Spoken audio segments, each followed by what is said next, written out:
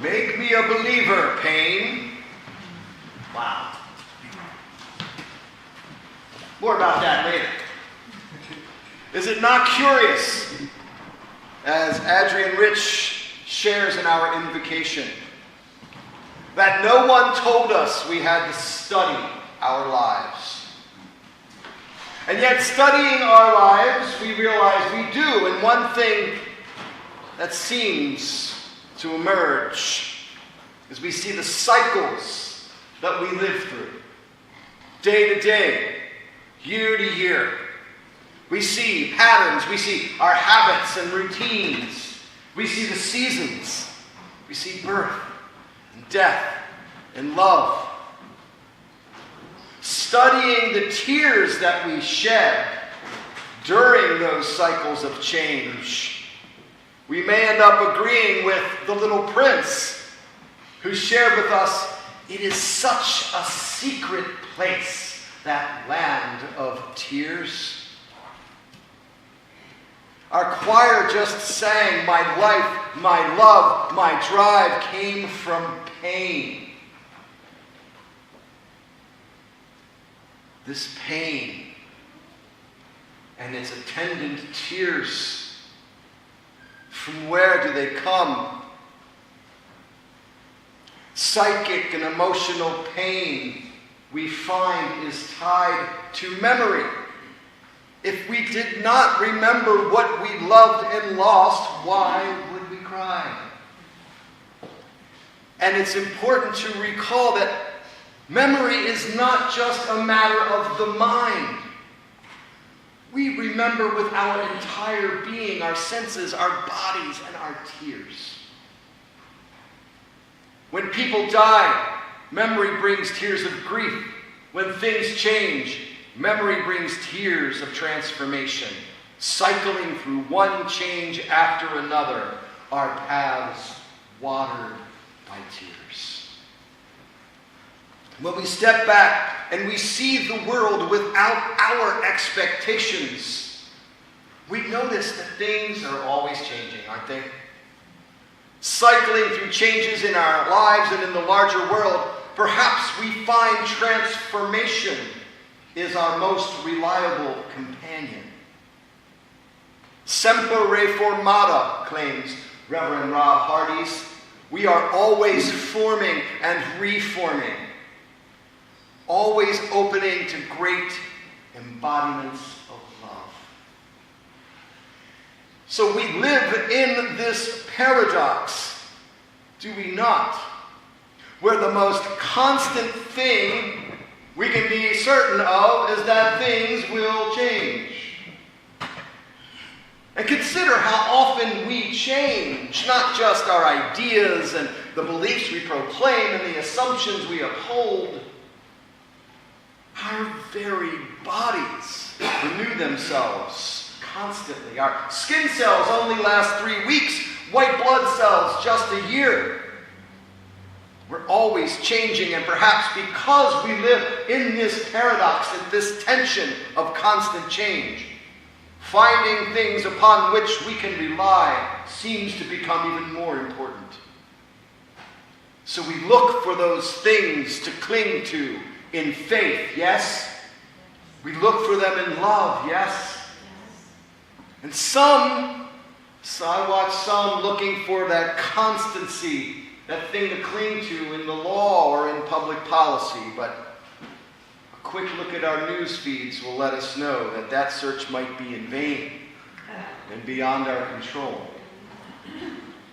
However, I am ever changing. We are ever changing. And the ancient mystics, they knew this. This was not news 3,000 millennia ago. You can never step into the same river twice, says Heraclitus. The ancient Greeks showed that the paradox that though we perceive the river as the same, the waters that compose the river are always changing and new. You may even perceive me as the same from one week to the next, the same loud and tall and bouncy self that I am. But I'm always transforming. The same Reverend Scott maybe but the waters inside at least churn, causing changes seen and unseen. And when we perceive change, whether for the good or not, in ourselves or in our world, we are often moved to tears. So wherefore come these tears of transformation? Do they not come from our memory, from what we hold dear, wanting what we thought was to be, what we thought was supposed to happen again and again, to remain as it was? Our notions of self and of our world, our tales of faith and even of truth are all made, supported, and clung to by this thing we call memory. Without memory, though, there is no wisdom. There is no identity. Without memory, there's no learning, pleasure, or judgment. There's no history, law, or even grief. Memory composes the values we proclaim in our reflection and our inspiration and revelation. So what is this memory that provokes us to tears? The Greek goddess of memory was Mnemosyne. Say it with me, Mnemosyne. Her name lives on today in the English term mnemonic device. Those tools that aid memory. Mnemosyne was one of the Titans, those 12 children of Uranus, the sky god, and Gaia, the earth goddess. A Titan.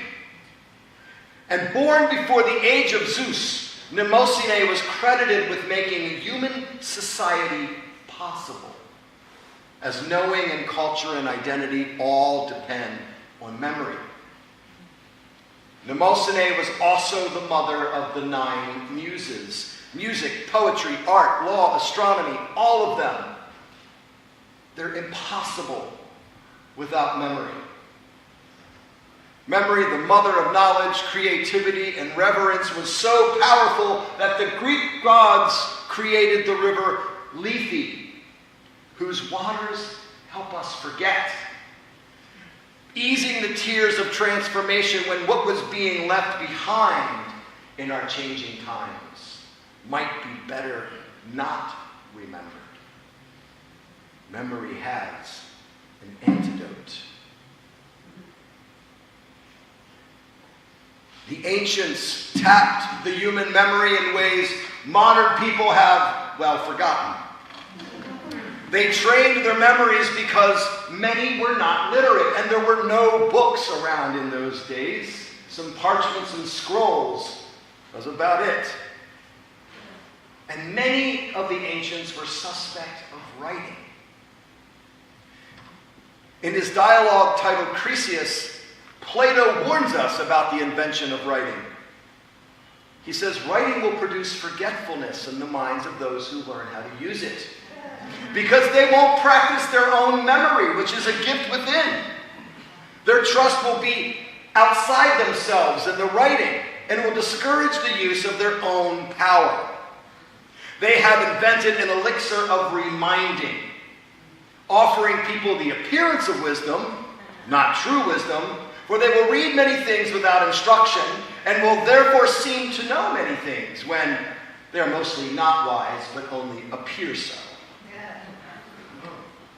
Well, that's a little bit of a radical assumption for Unitarian Universalists, of whom it is often said that we proclaim salvation by bibliography.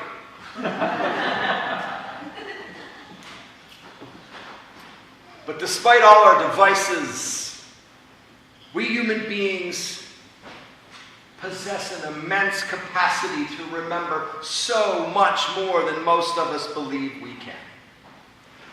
Let me share a story to illustrate that. I once taught 6th grade English in South Baltimore. It was a nice mixed-race neighborhood, had economic and religious diversity, working-class families doing their best. It was 1993, and hip-hop was beginning to capture the imagination of the youngsters that I taught. I noticed my students could remember song lyrics, some songs that went on for 5 or 6 minutes. And then I got an idea. We were about to begin a month of lessons on poetry. So I started the month inviting the kids to share any song lyric they wanted, preferably with some of the more colorful language left at home. I offered rewards for length and difficulty. And so that Monday, they lined up, very eager to share and to show off. Some of them even sang and danced while they recited. They handed me a copy so I could follow along and make sure they were doing it accurately. And it was amazing. Most of them had all the lyrics down. One child brought a song with more than 140 lines. They proved to me and to themselves that they could memorize poetry in the form of hip-hop lyrics. And then I handed out their next assignment. Prepare to recite from memory a Shakespearean sonnet. Well, thou say the mood changed. We can't do that, they cried. Of course you can, I replied. A sonnet is only 14 lines. Leon just shared a song with 140 lines. I'm asking you to only do 1/10 of the work that Leon just did. But Mr. Michael, these words are weird. Yes, I know, but I know a lot of you go to church with your family, and a lot of you use the King James Bible, right? There's lots of these and thous in there. You've heard these words before. Things got really quiet because they knew I had something. I worked with each child to make sure they understood the words of the sonnet that they chose. And the following week, every child who put forth any effort accomplished the task, albeit in their own style and rhythm. Many were still quoting those same sonnets at the year's end, just to show off, to let me know that they still remember them. These students realized that we all have power well beyond our greatest imagining. We have immense powers of memory and creativity, and we forget that in the modern age. Memory is that enabler of art and emotion. We remember with our entire bodies, and we all possess way more terabytes of memory than we think we do. I challenge you to come to me with a sonnet next week. And from memory springs tears of transformation. Neuroscience teaches that it is the strength of our emotions that informs our decision-making most. It is the strength of our emotions that orders our memories in priority in our values. Our emotions are complex composers of our identity and allegiance. Photographer Rose Lynn Fisher published a book titled The Topography of Tears. In it, she shares there are three kinds of tears. Those that keep our eyeballs moist for normal function, those tears that are reaction to atmospheric irritants like dust and pollen, and the tears of our emotional lives. Fisher worked with hundreds of people, capturing their tears shed in response to different emotional states. She dried those tears on slides and photographed them through a microscope. She writes, "The topography of tears is a momentary landscape, transient as the fingerprint of a dream, an ephemeral atlas of the soul." Fisher continues, "Tears are the medium of our most primal language in moments as unrelenting as death, as basic as hunger, and as complex as a rite of passage. It's as though each one of our tears carries a microcosm of the collective human experience." She discovered that tears from different emotions had signature differences in their molecular content once she dried them on those slides. So let's look at a couple of them. So first, she wanted something to measure them against. So she had tears that are shed from an onion, one of those automatic tears when we have an irritant. And then the tears of emotion. Redemption. Looks like new highways.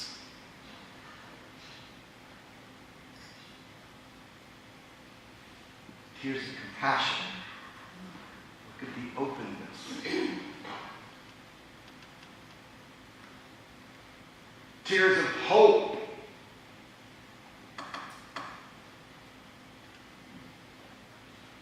Tears of grief.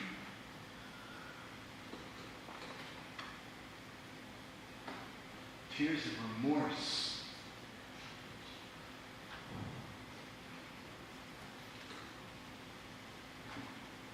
Tears of resignation, lamenting what has been lost and cannot be retrieved.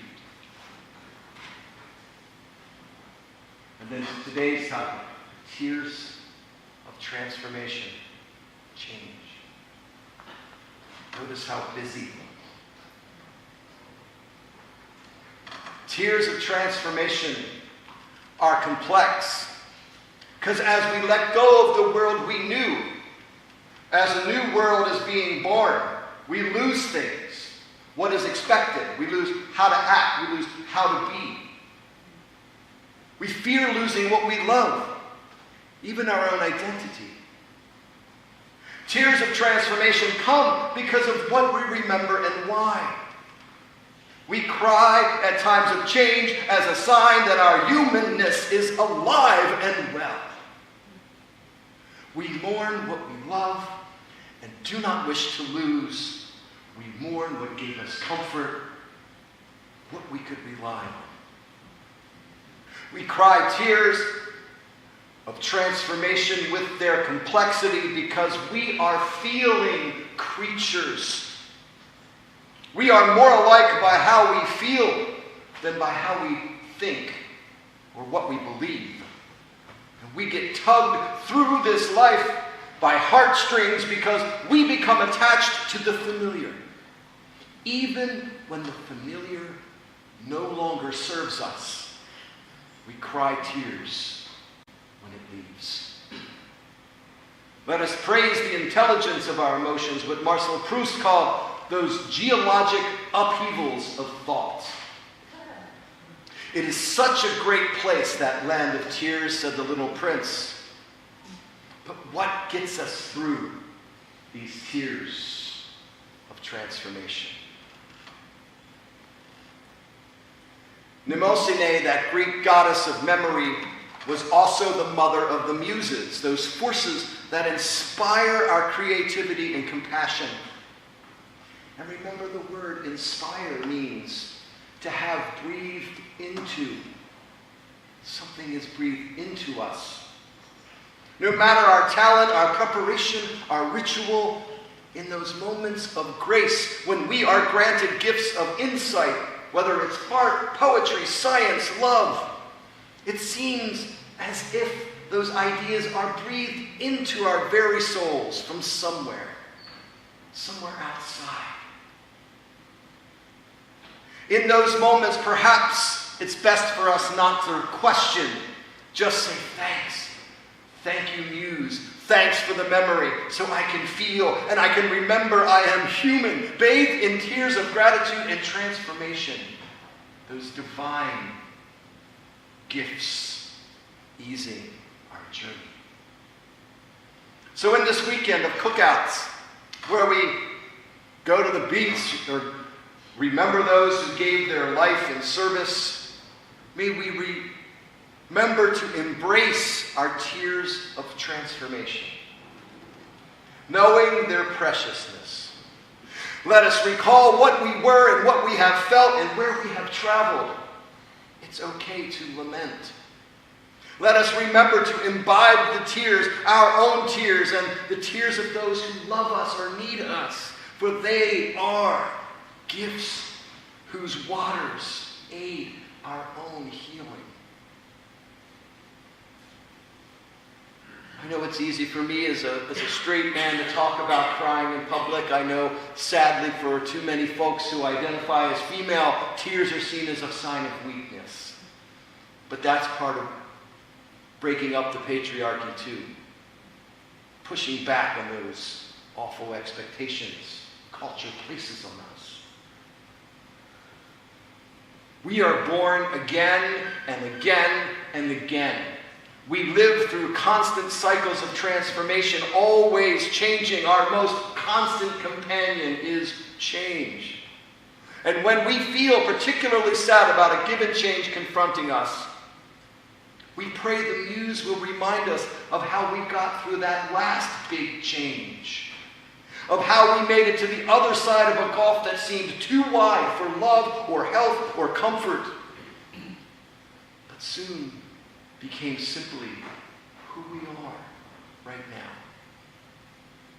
You can never step into the same river twice. I am never the exact Reverend Scott twice. Semper reformata. We are always reforming. Know that the tears of transformation will come. They will always come. So welcome them as the baptism of love and memory and pain and humanity that they are. And if you can, share your tears with someone else. Someone who will honor them and love you because of your vulnerability, not in spite of it. Someone who will help you remember that you will make it through this trial too. Someone who now will say, it's okay to cry a river for the changes happening all around you, no matter how your tears may look under a microscope.